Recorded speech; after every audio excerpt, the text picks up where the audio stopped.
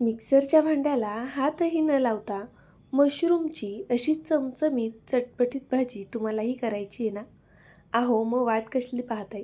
Video संपूर्ण पहा. खात्रीने सांगते तुम्हाला ही रेसिपी खूप जास्त आवडेल. एवढी छान होते की कधीच तुम्ही हॉटेलमधनं मागवणार नाही. बरं, या रेसिपीसाठी नान वगैरे करण्याची गरज नाही आहे. आपले सिंपल फुलकेसुद्धा या रेसिपीसोबत खूप जास्त छान लागतात. ही भाजी करायला खूप सोपी आहे, झटपट होणारी आहे. अवघ्या अर्ध्या तासात ही भाजी बनवून तयार होते.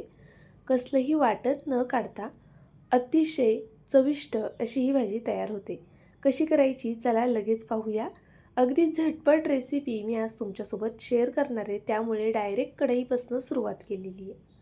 या रेसिपीमध्ये मी फक्त बटर थोडं वापरते आहे, नाहीतर मग इतर काजू वगैरे तसलं काहीही आपल्याला वापरायचं नाही आहे, तरीही ही भाजी अप्रतिम होईल. पहा, मी आता सुरुवातीला थोडं बटर घातलं. त्यानंतरनं इथे मी मशरूम घेतलेले आहेत. या मशरूमची वरची साल काढून घेतलेली आहे. मशरूम स्वच्छ धुवून घेतलेले आहेत आणि त्याची साल काढून घेतलेली आहे. आता आपल्याला मध्यभागी ह्याला कट द्यायचा आहे एक, म्हणजेच एका मशरूमचे मी 2 भाग केलेत. तुम्हाला जर लहान हवे असतील तर तुम्ही एका मशरूमचे 4 भागसुद्धा करू शकता. आता आपल्याला मीडियम टू हाय फ्लेमवर हे मशरूम छान परतवून घ्यायचे आहेत. बटरमध्ये परता, ज्यामुळे मशरूमला चव खूप छान येईल.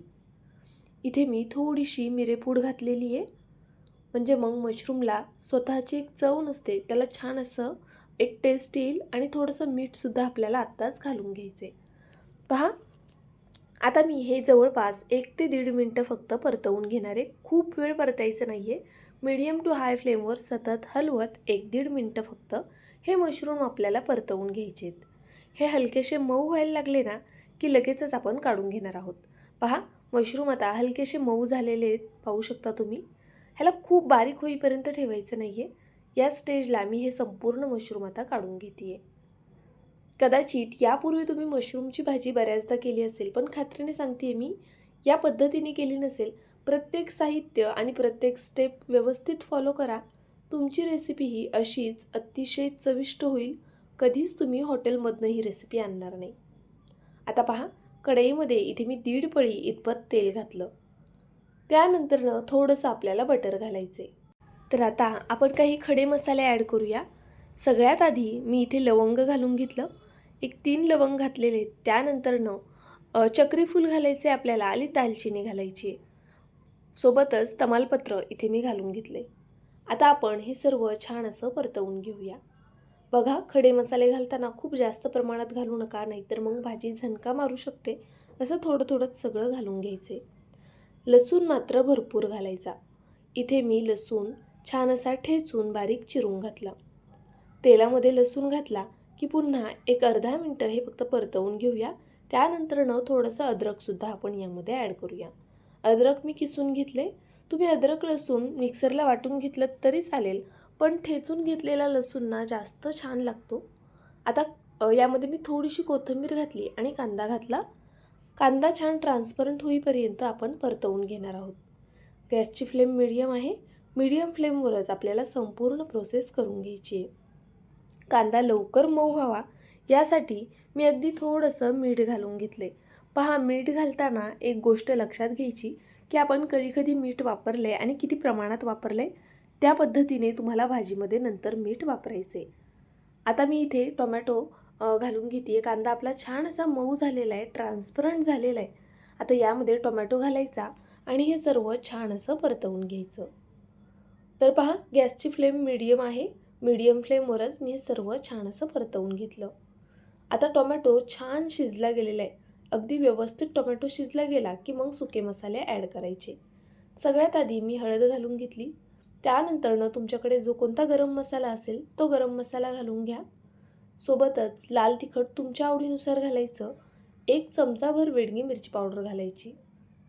या रेसिपीसाठी अजिबात एक्स्ट्राचे कोणतेही मसाले वापरायचे नाही आहेत. एकदम घरच्या मसाल्यांमध्ये ही रेसिपी तयार होते, पण खायला खरं सांगते एवढी कमाल लागते ना की तुम्ही परत परत नक्कीच कराल. आता ह्या मसाल्यांना पहा, छान असं तेल सुटेपर्यंत मी परतवून घेतलं. आता ह्याचा आरोमा बऱ्यापैकी उतरलेला आहे तेजपत्त्यांचा आणि ते परतताना खूप मध्ये येतात, तर मग मी ते काढून टाकलेले आहेत. इथे मी कसुरी मेथी घातली थोडीशी, 1-2 चमचे. आता हे सुद्धा आपण छान असं मिक्स करून घेऊया. आपल्याला कमीत कमी अजून 1 मिनिटभर हे सर्व परतवून घ्यायचे. पहा, छान असं परतलं गेलं की यामध्ये दही ॲड करायचे. आता मी इथे जवळपास 2 चमचे इतपत दही घेतलेले. गॅस थोडा मोठा करायचा, दही घालायचं आणि हे पटापट मिक्स करून घ्यायचं, म्हणजे मग दही आपलं फुटणार नाही. दह्यामुळे या भाजीला खूप कमालचीच अशी टेस्ट येते, त्यामुळे दही मात्र आवर्जूनच घाला. पहा, आपण टोमॅटो आधी वापरला आहे, पण मी इथे 1 मोठा टोमॅटो वापरला होता आणि मग 2 चमचे दही वापरले. दही जर आंबट असेल तर टोमॅटोचं प्रमाण कमी ठेवा, शक्यतो ताज्या दह्याचाच वापर करा. आता आपण जे मशरूम परतून ठेवले होते ना, ते इथे मी ॲड केलेले आहेत. दही घातल्यानंतर ना कमीत कमी 1 ते 1.5 मिनटं तरी आपल्याला हे छान परतवून घ्यायचे मोठ्या गॅसवर आणि त्यानंतरच यामध्ये मशरूम घालायचे आहेत. आता मशरूम घातल्यानंतर मी गॅस इथे मीडियम केला आहे आणि मग मीडियम गॅसवर हे मशरूम छान परतवून घेतले. चवीनुसार मीठ घालूया.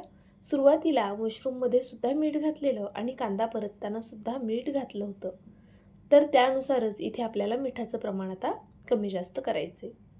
पहा, इथे मी मीठ घालून घेतलं, छान असं हे सर्व एकजीव करून घेतलं.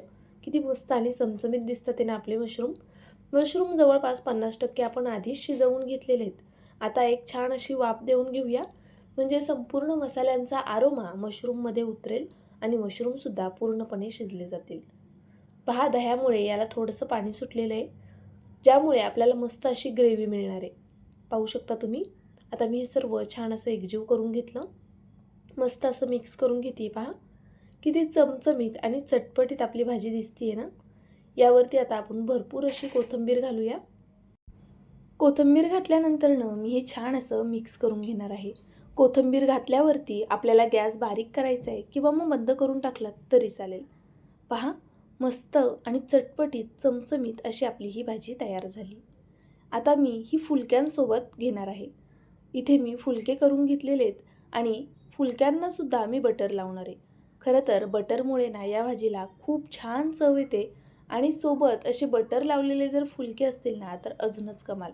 जर तुम्हाला फुलक्यांना बटर लावायचं नसेल तर तुम्ही तुपाचा सुद्धा इथे वापर करू शकता. चला, आता एका प्लेटमध्ये मी ही भाजी काढून घेते. तर पहा, अशी मस्त चमचमीत भाजी तुम्हाला हॉटेलमध्ये सुद्धा एवढ्या क्वांटिटीमध्ये मिळणार नाही. घरी अगदी कमीत कमी साहित्यात, अगदी कमीत कमी खर्चात ही भाजी तयार होते. मग हॉटेलमधनं का आणायची, जर घरीच तुम्ही एवढी छान आणि चविष्ट भाजी करू शकता. अप्रतिम होते. एकदा नक्की ट्राय करून पहा. केल्यानंतरनं मात्र मला कमेंट करून कळवायला विसरू नका. त्याचबरोबर तुम्हाला माझी ही रेसिपी कशी वाटली ते सुद्धा मला कमेंट करून कळवा. तुम्ही ही रेसिपी करून पाहणार की नाही ते सुद्धा नक्कीच सांगा. अजूनही जर व्हिडिओला लाईक केलं नसेल तर प्लीज व्हिडिओला एक लाईक करा. नवीन असाल तर सबस्क्राईब करून घ्या आणि सोबतचं बेल आयकन प्रेस करायला विसरू नका. बरं, चला, उद्या पुन्हा भेटूया अशाच एका छानशा रेसिपीसोबत. तोपर्यंत bye. Thank you so much for watching.